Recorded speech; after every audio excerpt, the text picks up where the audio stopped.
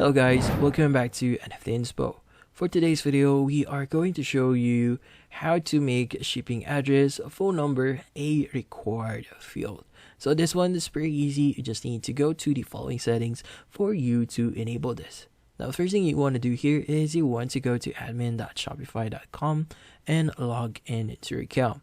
Once you've logged in, you need to locate the settings. So your settings is located at the bottom left of your screen and just click on it.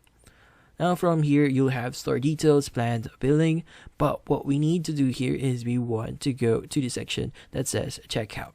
So it's underneath the payments and users and permissions. Just click on checkout.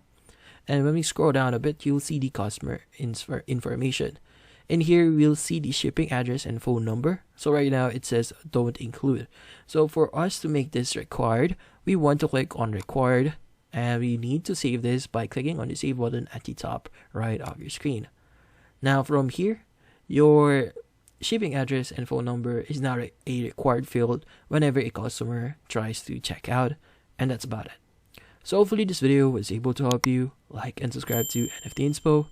Thank you for watching.